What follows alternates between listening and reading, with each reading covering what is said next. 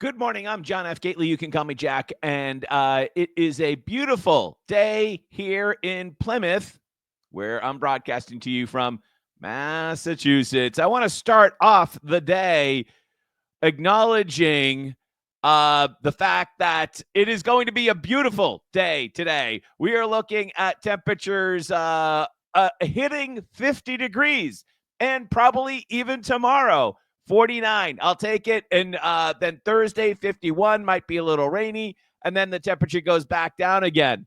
But this is very, very troubling. Very, very troubling. Very concerning for our climate nut in charge, Melissa Hoffer, who I introduced to you yesterday. She is going to be triggered. If you didn't see the quote yesterday or the clip, let's see if we bring it up here. She's going to be very uncomfortable today. To start normalizing. You're running to the post office and it's like a weird 70-degree day in February and people are like, oh, it's beautiful. I don't say that. I will say something like, this makes me uncomfortable because it's not normal. It makes her uncomfortable because it's not normal. Can we just quickly pause for a moment? Let's have a moment of silence. I know this is against all the live streaming rules in the world, but let's just have a brief moment of silence to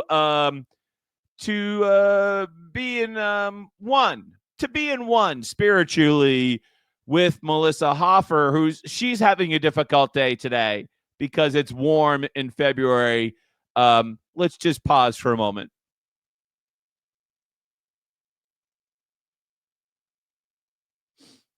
Okay, my heart goes out to you, Melissa. I hope that you make it through the day. It's 50 degrees, going to be 50 degrees.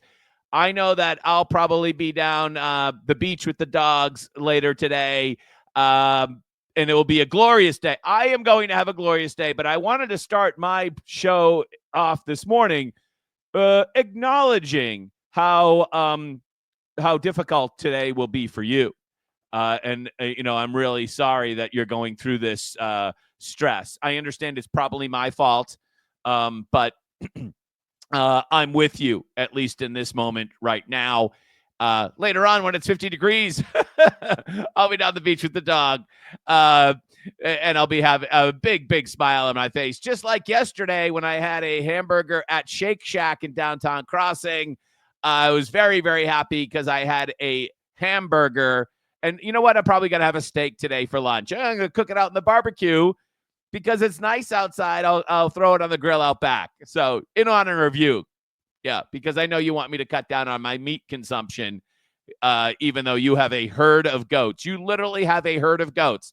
Not that there's anything wrong with that, having a herd of goats. But don't lecture me about my meat consumption if you literally have a herd of goats and you're upset about the methane that comes from cows. You hypocrite, you. All right, yesterday, it happened again twice. Yesterday, it happened again twice. Bill Malusian here reporting off of the ICE press release website. New. A Brazilian illegal alien was caught and released at the California border by the Biden administration in April 2024. And he is now charged with raping a Massachusetts resident in Falmouth on Cape Cod. ICE says, Boston says this case, the Falmouth PD did the right thing and honored the detainer, allowing ICE to take him into custody. So what ICE is really asking to do here, if you haven't gotten the sense here, ICE doesn't want to hunt down these people in the community. God, I just use the community. They don't want to hunt down people in the street. If you're a criminal here in the country illegally, they would much rather take custody of you at the local police department in a controlled environment. It's safer for everybody. And it also cuts down on potential, how do we want to say this, what they call collateral arrests, where they might just kind of come across somebody and like, oh, look at that. You're here illegal. Oh, we're going to arrest you too while we're at it. It cuts down on that. It cuts down on fear in the communities. But it's a rarity. It's a rarity, but it did occur on Cape Cod yesterday in Hyannis News, which is one of my favorite websites, shock, Cape Court honors ICE detainer. I'm not sure if it was the court or it was the Falmouth PD, but nonetheless, an ICE detainer was honored. That is a shock. Absolutely. Here's our Brazilian illegal alien charged with raping a Massachusetts arrested in Falmouth. ICE says, according from the statement, Mr. Dos Santos is charged with horrifyingly victimizing a Massachusetts resident and represents a significant threat to our communities. Said, oh, did she get a promotion? Patricia Hyde. Wasn't she acting? Oh, she still is acting. Oh, she's still the acting field director, but she's basically the field director here for ICE Boston. In this case, we appreciate the Falmouth District Court honoring the ICE detainer and allowing our officers to take custody of the suspect in the safety of a jail cell rather than having to arrest him at large. ICE Boston will continue to prioritize public safety by arresting and removing alien illegal offenders from our New England communities. So again, the allegation from the mayor and the governor is that these ICE raids make people more, make our communities dangerous, where actually the truth is, if you just cooperated with ICE and allowed these arrests to occur in a police station or in the county lockup, it would be safer for everybody. It would be safer for everybody. That's the truth.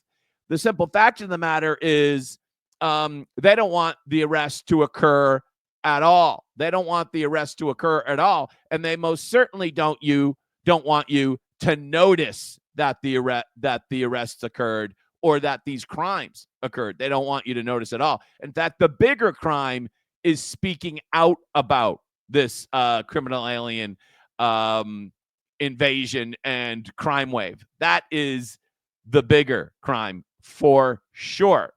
As you can hear, as we bring up the Fox 25 report with Drew Caritas, Governor Healey will tell us that you should stop noticing, you should pipe down and dial back the rhetoric.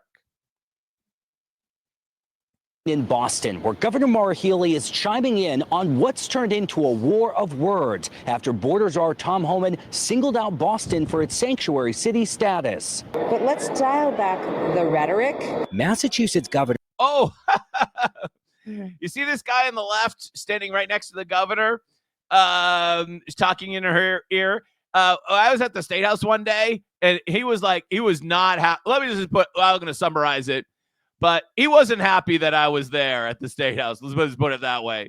Maura Healey is sharing her disappointment following border czar Tom Homan's comments in response to the Boston Police Commissioner standing behind the city's sanctuary city policies. I'm coming to Boston. I'm bringing hell with me. Ship I it think up. a lot of people in Massachusetts understand the distinction of getting after people who are real threats to public safety, and the difference between rounding up and trying to deport a bunch of people who've been living peaceably, paying taxes, working hard. They haven't been living peacefully because the first thing they did, as I heard my favorite candidate for governor in Ohio said yesterday, you can't live a legal life if the first thing that you did in our country is to cross into our country illegally. Can we somehow become part of Ohio? Ohio, will you take us? You know, a lot of originally Ohio was settled by Massachusetts residents. I know you didn't know. Yeah. When it was the original frontier in like the 1820s or whatever that, a lot of it was settled by Massachusetts residents on the Ohio. That's another story. But could we meld with Ohio and have Governor Vivek? That would be awesome. In our communities and raising their kids. Homan defending criticism about ICE arresting undocumented immigrants without criminal charges is magnifying. Why would they be showing B-roll of the Wollaston T station? Oh, I know, because when Eastern Nazarene had the Welcome Center, which I still believe they have, they would just kick them off campus at Eastern Nazarene, and they'd have to sometimes sleep at the Wollaston Tea Station, which is a brand new, beautiful tea station. Used to be the tea station that I used to walk down to. I used to live in that neighborhood. Tensions felt by the more than Or at the 200,000 airport. undocumented immigrants advocates say are living in Massachusetts, which is not a sanctuary state, but has more than 200,000 undocumented immigrants. All right, so advocates say there's 200,000 undocumented immigrants living in Massachusetts. What do you think the real number is? Advocates say are living in Massachusetts, which is not a sanctuary state, but has 8 sanctuary cities, including Massachusetts is a sanctuary state. Come on, Drew. Boston. I am afraid of what to expect next week, tomorrow. I encourage people to send your kids to school, go to work, go about your business, live your lives. Governor Healey's advice to immigrants feeling uncertainty was followed by more. Listen, you have nothing to fear if you're here in the country legally. If you're here in the country legally, you have absolutely positively nothing to fear.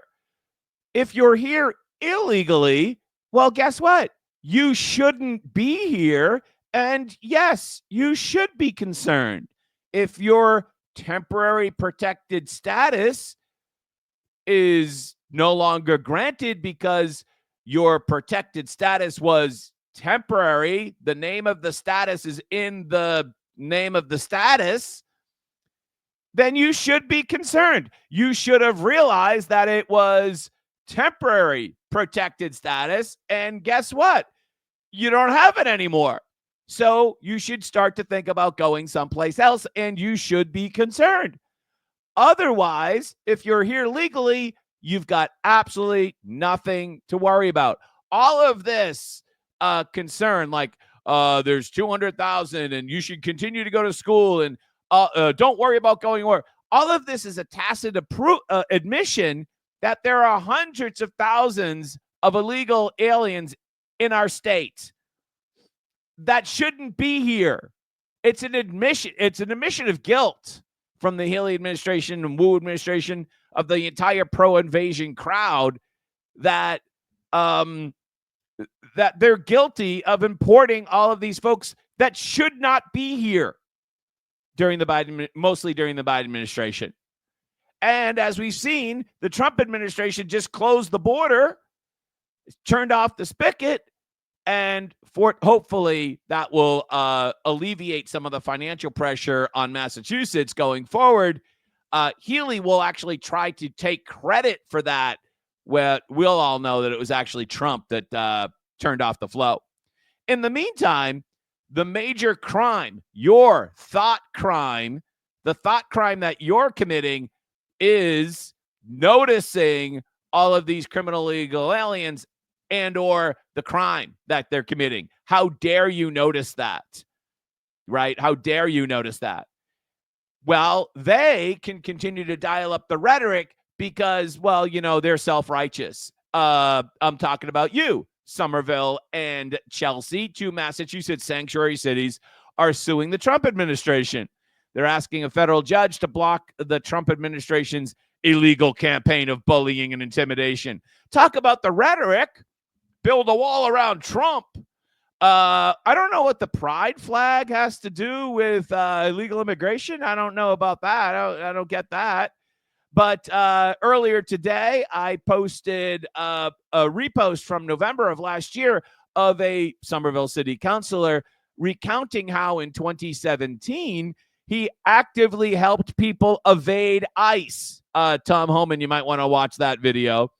And later today, I'll post up a clip of how Somerville's, I'm probably going to get the name wrong, but immigration, pro-immigration office woman instructed the city councilors to be careful with their comments because they might be admitting to a federal crime. We'll post that back up later today.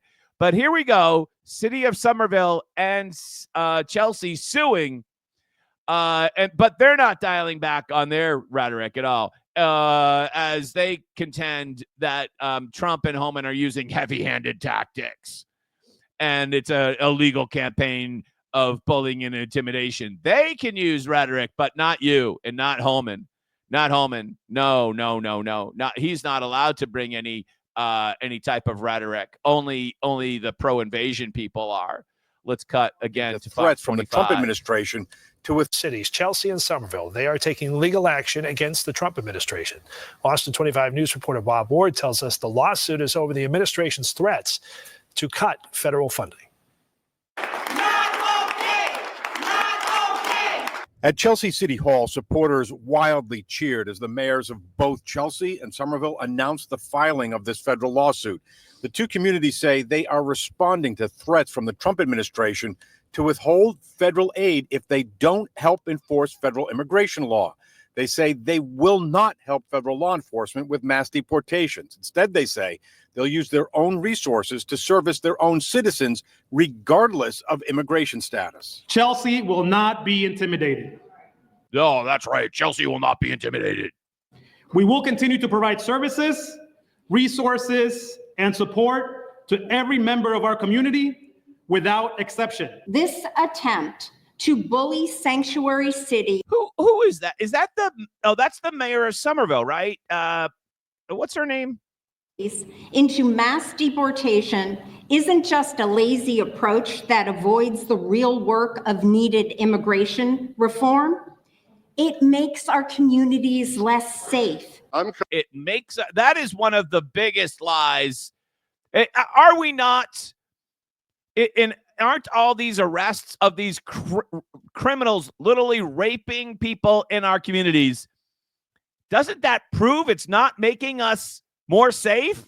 That is absolutely the biggest lie. Plus, as we covered here on this channel, and all credit to Contrarian Boston for writing the story, Mr. Coleman, was it? That the Wu administration has no data to back up the assertion that she keeps repeating on endless loop, that Boston is the safest big city in America. There's actually no data for that.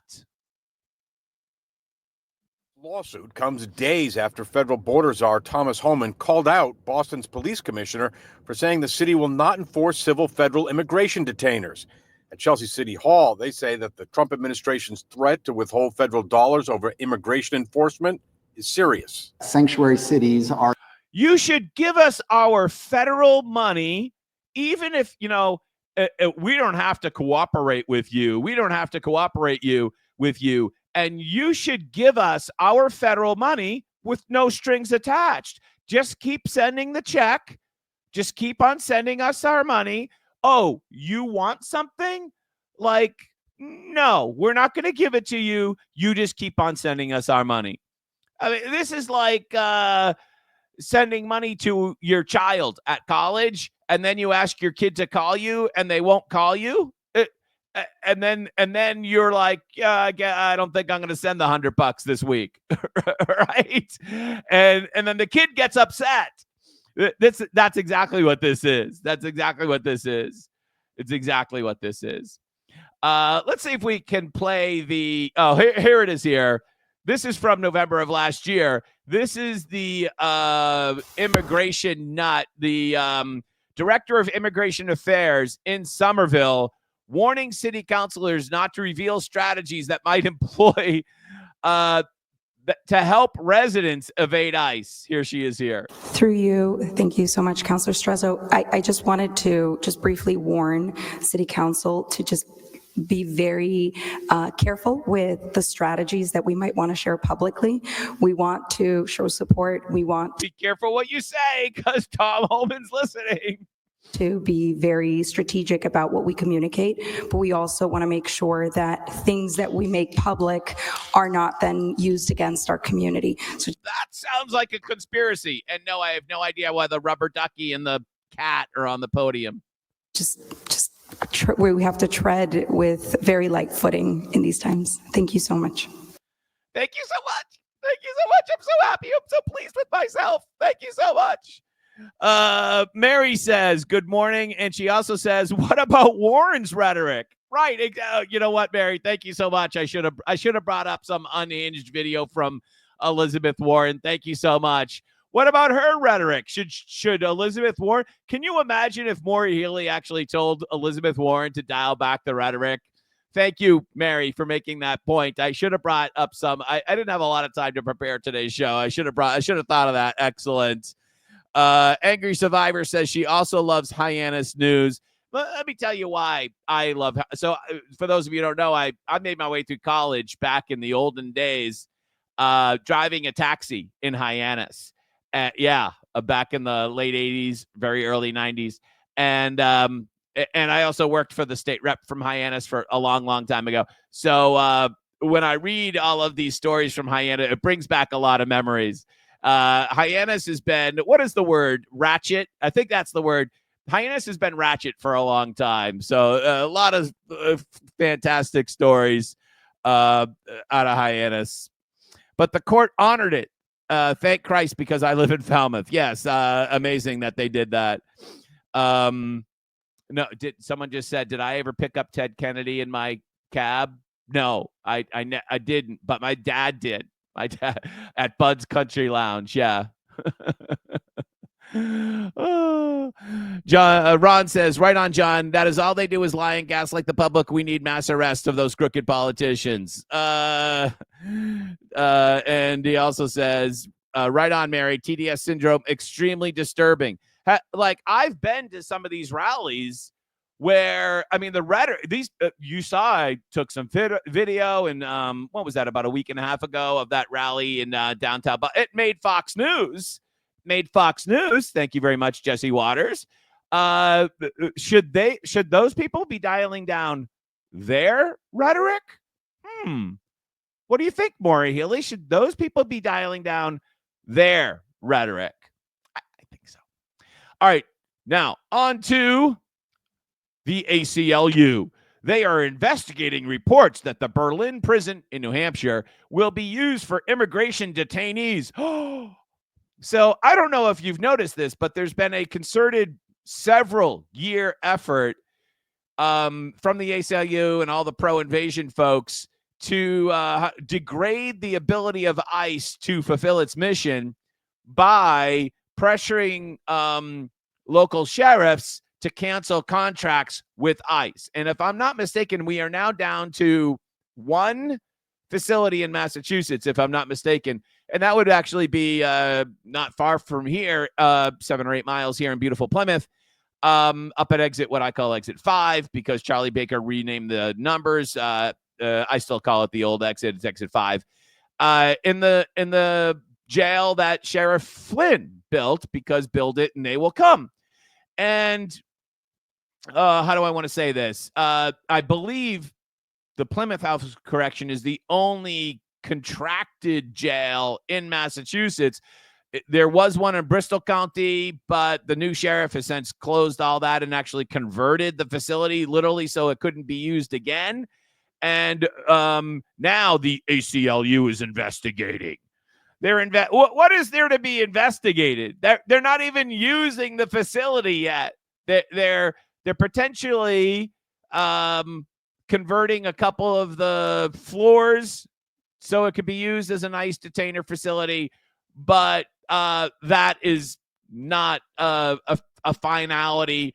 And so there's really nothing to investigate. What a stupid headline, BUR, but I guess that's what it's at. So as you know, and as we mentioned yesterday, next week, big issue with the city of Boston and this whole immigration sanctuary city thing. Not only is there the possibility, the threat that Tom Homan might come here and make us unsafe. Not only is there that, but also Mayor Wu is due in Washington, D.C. next Tuesday or Wednesday. What date is that? Sometime next week. She's due in Washington, D.C. sometime next week. That would be on Wednesday. And I believe the city council is having a hearing about the sanctuary city policies on Thursday the 6th. And so there is a rally. There's dueling rallies, actually, with both of these events. And so they are both at, I'm going to just scroll this up here. There's a rally in support of Tom Homan's promised efforts to hold Mayor Wu accountable. That would be 10 o'clock next March 5th on Boston City Hall Plaza. But there's also a rally to support Mayor Wu, and that is at 11 a.m. on Boston City Hall Plaza. Uh-oh, dueling rallies back to back, Boston City Hall Plaza next week. Am I going? Probably. There might be something that stops me from going, and there is the possibility that I still might go to Washington, D.C. So to actually attend the hearing in person. So I'll keep you posted. If I'm in town, I'll probably go. For sure. All right, Fall River Reporter for the win. Only in Massachusetts does a rate cut in your utility bill turn into a rate increase. So we brought you this story the other day, the fact that they're not actually cutting your bill, they're just deferring it. But did you know they're not only deferring it, but now they're going to charge you interest? And then the Fall River Reporter looked at this line item. At what point do we say there are just too many fees for energy in Massachusetts? This bill here from Constellation Energy in Freetown, I think, includes a $10 customer charge. A $10 customer charge on top of the outrageous delivery charges. Really? Where does this stop? This should be illegal, seeing as we have no other option in my town. And I think this is Freetown. I'm not exactly sure. It was somewhere over there in the Fall River Reporter area. I thought the bill itself was the customer charge. $10 customer charge. That's like going to the grocery store and having them, well, first of all, Stop and Shop. I'm looking at you. Charge me for a bag. Yeah. F you, Stop and Shop. I'm either stealing the bag or I'm taking I don't buy a lot of things at Stop and Shop. I usually just get the little hand cart thing. I'm taking the hand cart out to my car. I'm putting the 4 items that I bought in my car, and I'm throwing the little hand cart thing, the thing you hold in your hand in a full-size carriage somewhere on the lot. I'm not paying you for a bag. If you want me as a customer, you pay for the bag. Otherwise, F you. I'm not at Spags for you old timers. Spags has no bags. Okay, that was part of the deal. They didn't have bags. You brought your own bag. That was fine. I'm all right. I love Spags back in the olden day. But Stop and Shop, they just do it to virtue signal. It's not a financial thing. And even if it is, that's your cost. Don't literally nickel and dime me for a bag. Dime bag. All right. There is a flame war. Hold on. There is a flame war between, you see, I'm running a business here at the same time. So occasionally there is a flame war between our state auditor and our attorney general. And yesterday we brought you the story, and thank you, Ron, for bringing this to my attention, that the state auditor's Division of Local Mandates, which is a relatively obscure little nook of the state government, made a determination that the MBTA Communities Act was an unfunded mandate. And the unfunded mandate law of Massachusetts would otherwise require the legislature to pay the cities and towns to fulfill the unfunded mandate. Now, the state auditor's office, Division of Local Mandates, determined that it was an unfunded mandate, but they have not yet put a price tag on how much that might mean in letters to Middleborough, Rentham, and I think the other community was Methuen. Somebody fact checked me on that. And then yesterday, in an incredibly quick smackdown, the Attorney General of the Commonwealth, she proved that she can act quickly when she wants, because she issued a very quick and heated rhetoric statement. She should probably back down on her rhetoric a little bit. against the division of local mandates and the state auditor. And all of this is happening in the background, of course. Sorry to ramble on forever. All of this is happening in the background, of course, because the state auditor is basically begging the attorney general to either represent her in court so she can audit the legislature or appoint a special attorney general so she can sue the legislature to enforce question one. All right, we'll set that aside for now. Here is the story from Commonwealth Beacon. Oh, by the way, the state auditor is there in the foreground. Who's that guy in the background with the camera and the red vest? Who could that be? A new wrinkle in the MBTA Communities Rebellion, courtesy of DiZoglio. That's not a great headline, Jen. Auditor Dianna DiZoglio, God, I still can't get her name right, determined the MBTA Communities Act is an unfunded mandate from the state, drawing a sharp rebuke from Attorney General Campbell, the top defender of the zoning law. Of course, Campbell is the one that sued Milton and all of that. You know, that's a backdrop. DiZoglio's office made the pronouncement in a letter to local officials late last week. I just mentioned that to you. DiZoglio told the Commonwealth Beacon she was surprised and taken aback by the rather harsh response and believe it may be due to some of the misunderstandings as to what our determination means. In other words, A.G. Campbell, you should really dial back your rhetoric. Okay, hold on now. Nope, that person can wait. You should really dial back your rhetoric for sure. You should absolutely positively dial back your rhetoric. Here is the determination in the absolute, how do I want to say this, unhinged statement from A.G. Campbell. She has time to issue a statement about clarifying the legality of the MBTA compliance with them. Remember, she just fought this big, huge lawsuit to get all of you towns to comply. And now she's upset at the auditor. It's almost as if you don't think that the auditor decided to drop these determination letters to spite the attorney. No, that wouldn't have happened. The attorney general says recent auditor letter has no legal effect on MBTA community law. I don't know about that. And she kind of, she doesn't really back that up. Instead, she just has some very hot rhetoric. High housing costs burden our residents and stifle our economy, and responsible zoning is the solution to the crisis. That's not really an argument about the legality of the letter or the legality of the law. The auditors claim that the MBTA Communities Law is an unfunded mandate is wrong.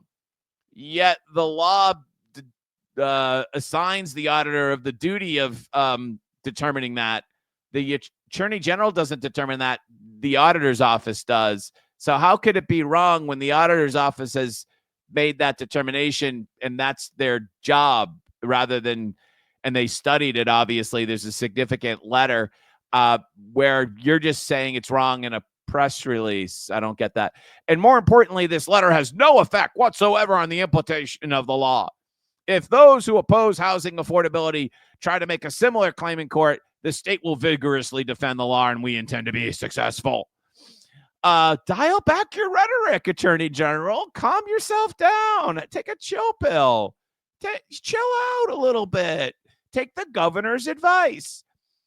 And as you take just a moment, let's just take a moment, Attorney General Campbell.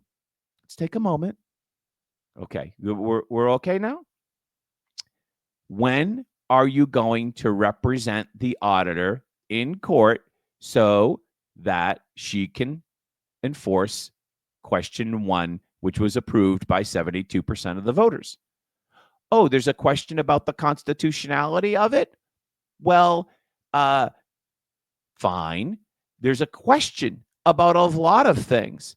But until that question gets answered by a court and it's determined that it's unconstitutional, Until then, it is the law.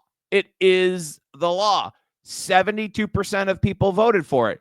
In fact, Attorney General Campbell, even you claimed to have voted for it when Jim Browdy asked you, right?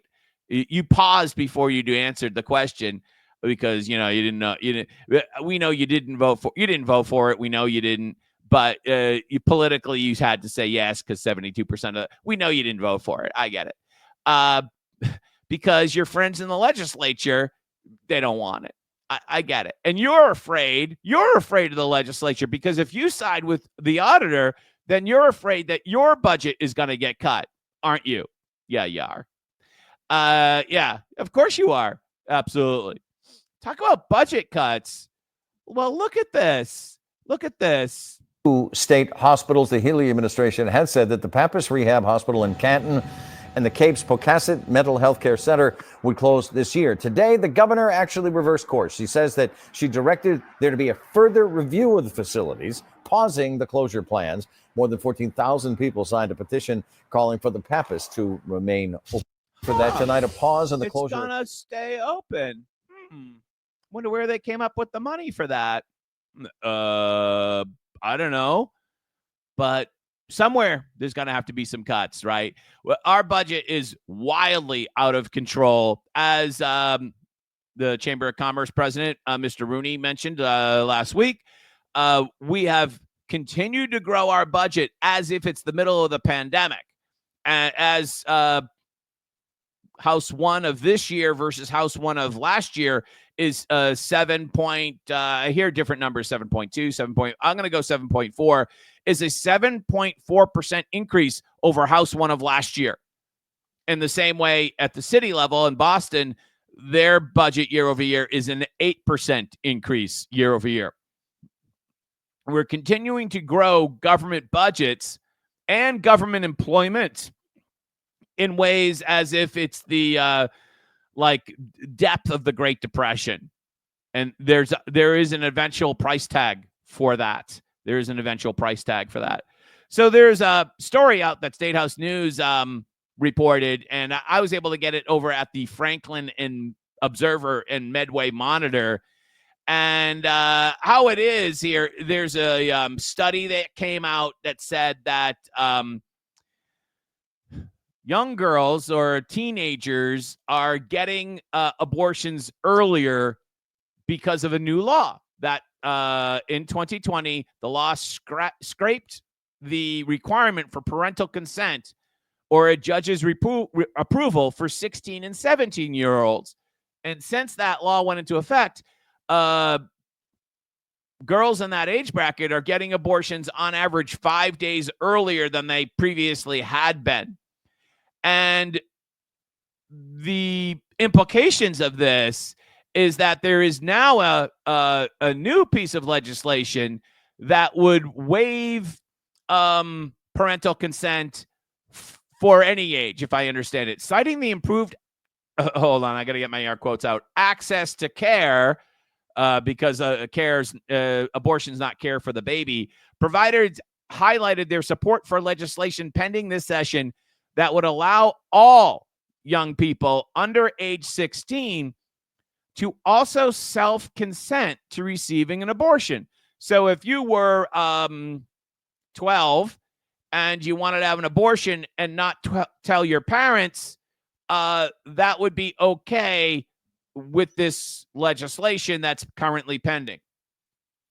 And one of the reasons that they're arguing that this should go into effect is because for the 16 and 17-year-olds, abortions are happening 5 days sooner than they previously would. So let me just ask you, and we had a topic yesterday where we talked about an 11-year-old kid out in Western Massachusetts who the school district allowed them to change their name and their pronouns and all of that, and they actively kept that information from the parents. Let me ask you, if your 12 or 13-year-old daughter got pregnant and wanted to have an abortion, would you want to know?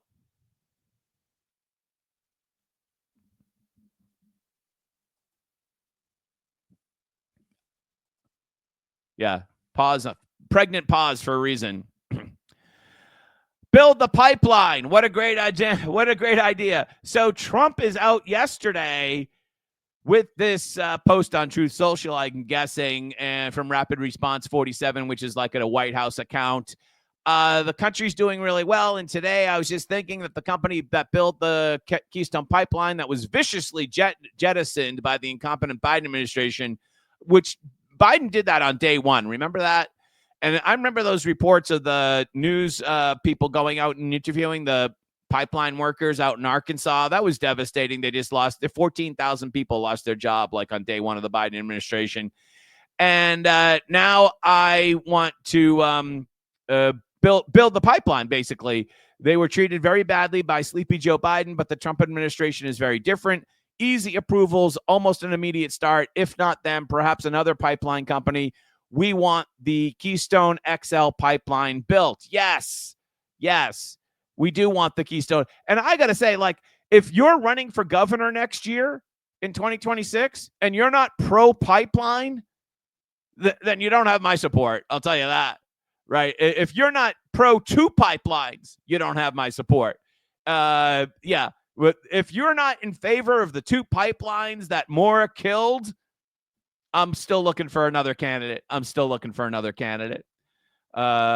on here. I'm still looking for a candidate, to tell you the truth. Probably you are too. Did you see this? I did post this yesterday, but here is the incredibly and always loathsome, maybe he should dial back his rhetoric, Dan Crenshaw, congressman from Texas. And here he is with the death threat against Tucker Carlson. Have you ever met Tucker? We've talked a lot. If I ever meet him, I'll probably tell him. Whoa, what? There it is there. There's the caption if you had trouble hearing it. Let me just dial it up even more. Have you ever met Tucker? We've talked a lot. If I ever meet him, I'll probably tell him.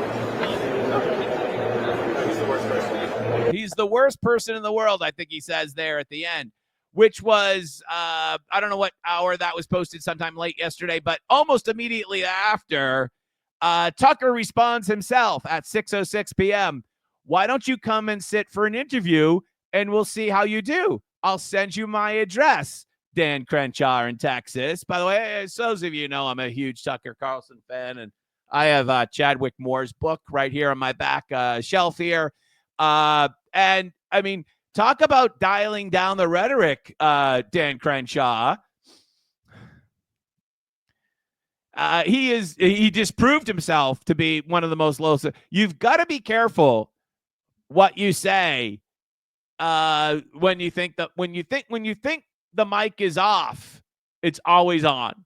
Didn't we have this famous clip from the presidential from the John Kerry campaign where John Kerry was getting fitted with his microphone and he was saying things that he should not have said? Right? I have a vague recollection of that. Yeah, John Kerry for president. What a joke.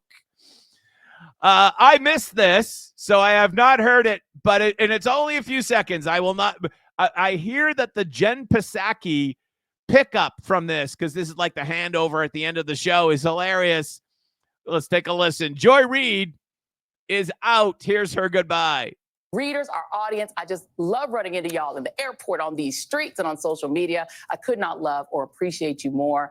Thank you for holding us down. Almost 5 years. We are a toddler, and we out in these streets in this world, and we are not out in the streets. To stop. That is tonight's readout. You can follow me on Blue Sky, Instagram. Blue Sky. Who is following? She's on Threads too. She's on Threads. What is the chance that Joy Reid is going to have 1% of the success that Tucker has had post mainstream media? Right? What is the chance that Joy Reid is going to have 1% of the success of Tucker? And Threads, and on Substack at substack.joy. It's at joyandread.substack.com. Also on TikTok and Facebook at Joy Reid Official. Inside with Jen Psaki starts out. I just got fired. I'm leaving with a big smile. Wait for Jen Okay. Psaki. Here she is. I know Joy just ended her show by thanking her team, which is the most authentically Joy thing to do, I can tell you. And they are also a very incredible team. But I want to start this show tonight by thanking her. I want to thank her because she's done amazing work here. As a racist. She does tell stories no one tells. She does Because that they're not fearlessly true. on her show. But also for the person that she is. And even before The I met Joy homophobic Reid, and I bigot? didn't meet her till I started working her, I felt like I kind of knew her. I don't know if you relate to this. I felt like she was kind of talking directly to me through the screen. Okay. I actually kind of feel that I'm talking directly through you to you through the screen, right? I'm talking to this stupid camera, but it's you. I know you're watching, which is great. And so that like little thing, it's true. And when I meet you in person, where we occasionally do, that is kind of cool. I like that. But to see Jen Psaki's face was just absolutely, the expression on Jen Psaki's face is just priceless because, let me just bring it up here again. I'm pretty sure she's worried that she's next. Could she be next? I think it's possible. I think it's possible. By the way, Anthony Amori, once again for the win. On the bright side, now she can devote her time to helping the FBI find out who hacked her blog and filled it with homophobic garbage. If you don't know the backstory to that, look it up. Look it up. It's hilarious. It's hilarious. It's hilariously sad. Oh, by the way, somebody else for the win. Hold on a second. The goat herd situation. There was, oh boy. There it is here. We found it.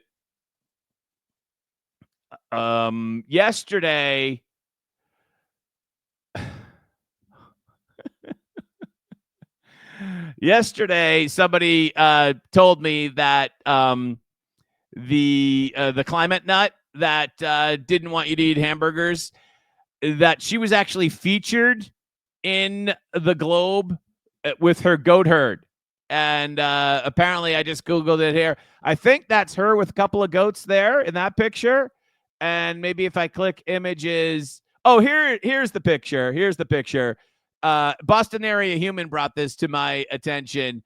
Here she is with her goat herd crossing the street. Sorry, I can't get a larger picture of that because when I visit, it's Boston Globe. And of course, I don't subscribe because I don't, I don't, but maybe we can do this. I got an idea just so that you can, there we go. Open it in a different, no, that didn't work either. But nonetheless, she got a feature in the Globe with her loony goat herd. Sound of Music reference is purposeful. All right, we do have some comments. Joyless Reed, she's gone. Yes. Angry Survivor. Yeah, you think? Bill says, really was hoping Healey was headed to D.C. She had her eye on the governor's office. I think she had her eye on the there's a couple of movements, right? If Harris had won, then the rumor was that Healey would have been the U.S. Attorney General and that Campbell could have ran for governor. I think that's what you're saying. Neither got what they wanted, and now they have two angry and vindictive politicians taking this out on Massachusetts taxpayers. Exceptional observation, Bill. Yeah, that is true. Right. Campbell thought herself as the next governor. Healey thought herself as the next U.S. attorney in Washington D.C., U.S. Attorney General. Yeah. And so what all those hopes and fears got dashed when Trump won. You might remember, too, all credit to the Globe for reporting this, that Healey spent 20% of last year out of state, basically campaigning for Harris and other Dems across the country in hopes that if Harris won, the payback would be that she would be the next U.S. Attorney General. Because if you look at Maura Healey and her comments, she's not a happy person. She doesn't love being governor. There are some people that really enjoy the job. I would say that Bill Weld, I think when he had the job, of course, he took a lot of time off, and maybe that was good for his mental health. But, I saw Bill Weld in person many, many times, and at least he appeared as if he was enjoying himself. But whenever you hear or see Maura Healey, either on these television interviews or in person, she is so constrained in her personality that she doesn't seem super happy. Unlike Bill Weld, who really did, enjoy the job. Either that or he at least played as he enjoyed the job. Mitt Romney understood what the job was, and the job, as far as Mitt Romney was concerned, was to promote Mitt Romney. That was he was not really governor. He was just governor so that he could promote himself to become president. That's it. We all know it. Did Mike Dukakis like the job? I think there were times that Mike Dukakis actually liked being governor. Yeah, and if you've ever met Mike Dukakis in person, as I have several times, he's a nice guy in person. Right? Yeah, he's a nice guy. You'd be okay with having Mike as your neighbor. Mike's a nice guy in person. Politics, not so much. But I think he relished in being a governor. He relished in being governor. Oh, that's not an endorsement of his track record, but I think he liked it. Maura Healey doesn't like being governor. I think that's quite clear. You can see it in her personality. Thank you so much for being with us. Joyless Reed is out. I am also out. You have a great Tuesday. Enjoy the warm weather. Melissa Hoffer won't. Bye-bye. See you tomorrow.